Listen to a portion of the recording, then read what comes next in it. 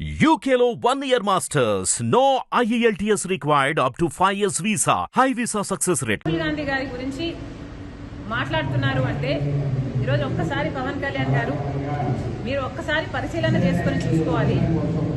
అధికారం వచ్చిన తర్వాత మీ వేషం మారిపోయింది, మీ భాష మారిపోయింది. ఎందుకో అని అడుగుతున్నాం. ఎందుకు ఇంత రాజకీయం అని అడుగుతున్నాం.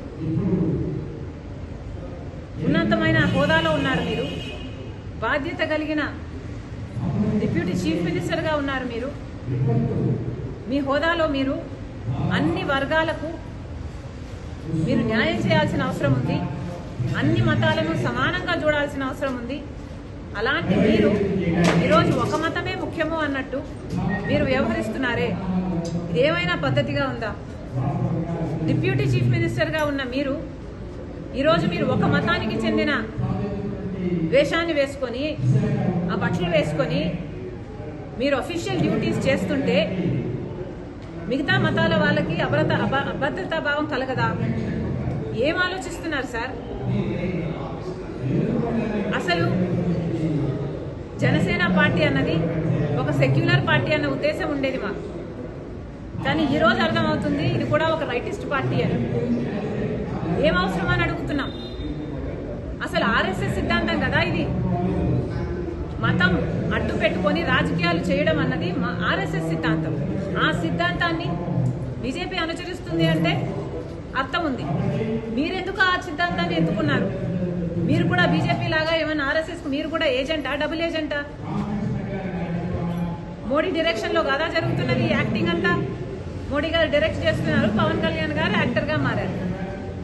ఎందుకని అడుగుతున్నాం. మీరా రాహుల్ గాంధీ గారి గురించి మాట్లాడేది?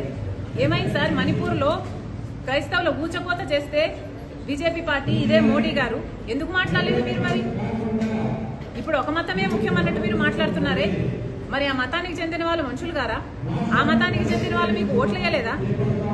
మీరోజు ఒక హోదాలో ఉన్నారు, ఒక పదవిలో ఉన్నారు, కనీసం ఆలోచన కూడా లేకుండా మీరు మిగతా మతాలు ఏవి ఇంపార్టెంట్ కాదన్నట్టు ఒక మతాన్నే భుజాన వెతుకుంటే మరి మిగతా మతాల వాళ్ళంతా ఏమనుకోవాలండి మిమ్మల్ని? మీరా రాహుల్ గాంధీ గారి గురించి మాట్లాడేది? ఒక పక్క ఊచకోత జరుగుతుంటే ఇంకో పక్క రాహుల్ గాంధీ గారు బీజేపీ పార్టీ మణిపూర్లో ఊచకోత చేస్తుంటే, గౌతరాలైనా మణిపూర్ అయినా దీనికి అంతటికీ కారణం బీజేపీ పార్టీ కాదా?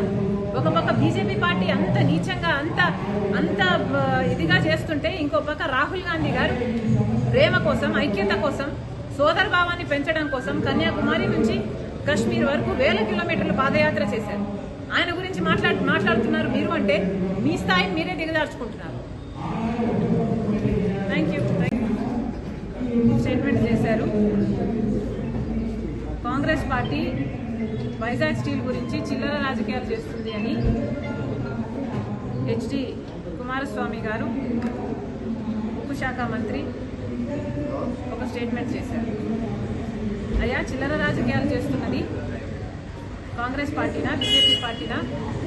ఒకసారి ఆలోచన చేసుకోవాల్సిన అవసరం ఉంది. అయ్యా, మీకు నిజంగానే విశాఖపట్నం స్టీల్ మీద చిత్తశుద్ధి ఉంటుంటే మరి ఇన్ని రోజులు విశాఖ స్టీల్ని ఎందుకు ఆదుకోలేదు? విశాఖ స్టీలు నాశనం అయిపోతుంటే గత 10 సంవత్సరాలుగా ఒక్క రోజైనా దాని దిక్కు చూశారా? చిల్లిగవ సాయమైనా చేశారా? కనీసం చిటికిన వేలైనా మీరు లేపి దాన్ని ఆదుకునే ప్రయత్నం మీరు చేశారా? అసలు విశాఖ స్టీలు నష్టాల్లో నడిచింది ఎప్పటి నుండి? ఎన్డీఏ ప్రభుత్వం వచ్చినప్పటి నుంచి కాదా? యూపీఏ ప్రభుత్వం నడిచినంత కాలము లాభాల్లోనే నడిచింది విశాఖ స్టీల్. సంవత్సరము లాభాలే చూపింది. ఆఖరికి యూపీఏ 2014 వరకు కూడా విశాఖ స్టీల్ లాభాలు 12,000 కోట్లు అయితే, తీరా ఎన్డీఏ ప్రభుత్వం వచ్చినాక దాన్ని అన్ని విధాలుగా దాని చేతులు కాళ్ళు నరికే ప్రయత్నం చేస్తే ఈరోజు 23,000 కోట్లు నష్టాలలో ఉంది విశాఖ స్టీల్. మరి చిల్లర రాజకీయాలు ఎవరు చేస్తున్నారు? విశాఖ స్టీల్ని ఆదుకోకుండా చిల్లర రాజకీయాలు చేస్తున్నది మీరు కాదని అడుగుతున్నారు. 4,200 మందిని ఉద్యోగాల నుంచి తీసేస్తే మేము హుటాహుటిన ఉరుక్కుంటూ వెళ్ళి మేము నిరాహార దీక్ష చేస్తామని బెదిరిస్తే కదా మీరు దిగొచ్చింది. వాళ్ళకి మళ్ళా ఉద్యోగాలు ఇచ్చింది. మరి చిల్లర రాజకీయాలు మేము చేస్తున్నామా లేకపోతే మీరు చేస్తున్నారా? మీరు నిజంగానే విశాఖ స్టీల్ని కాపాడే వాళ్ళైతే ఈ 4200 మందిని ఎందుకు తొలగించారు? వాళ్ళని తొలగించడమే కాకుండా కాంట్రాక్ట్ ఉద్యోగస్తులు 14,000 మంది ఉన్నారంట. వాళ్ళకు పర్మనెంట్ చేయకపోగా ఉన్న వాళ్ళని కూడా తొలగిస్తే మీరా విశాఖ స్టీల్ని కాపాడేది? ఇప్పటికీ కూడా పర్మనెంట్ ఉద్యోగస్తులకి కూడా హౌసింగ్ అలవెన్స్లు మాకు రావట్లేదు అంటున్నారు. ఇక కాంట్రాక్ట్ ఉద్యోగస్తులు అయితే అసలు 4 నెలలు 5 నెలల నుంచి అసలు నాకు జీతాలే లేవు అంటున్నారు.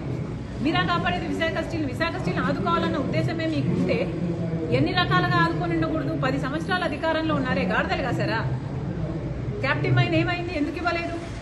సెయిల్లో మర్జర్ ఎప్పటి నుంచి అడుగుతున్నారు, ఎందుకు చేయలేదు? కనీసం ఎలక్ట్రిసిటీ కోసం కోల్ సరఫరా కూడా కనీసం మీరు సాయం చేశారా? కనీసం లాజిస్టిక్స్ పరంగా పోర్టులో, గంగవరం పోర్టులో లాజిస్టిక్స్ పరంగానైనా మీరు ఏమైనా కాస్ట్ ఎఫెక్టివ్ మెజర్స్ తీసుకున్నారా? ఒక బెయిల్అవుట్ ప్యాకేజ్ ఏమైనా అనౌన్స్ చేశారా? సంవత్సరం కనీసం జీతాలు కూడా ఇచ్చుకునే పరిస్థితి లేదు. ఆదుకున్న మొఖాలు కాదు మీ. ఈరోజు మేము చిల్లర రాజకీయాలు చేస్తామని మాట్లాడుతున్నారా? సిగ్గుండాలి. హిట్ టీవీ యాప్ ని డౌన్లోడ్ చేసుకోండి. ఇందులో short news, live news, entertainment movies అన్ని అవైలబుల్ గా ఉన్నాయి. Please download Hit TV app. Hit TV app. Hit TV యాప్ని ఫ్రీగా డౌన్లోడ్ చేసుకోండి.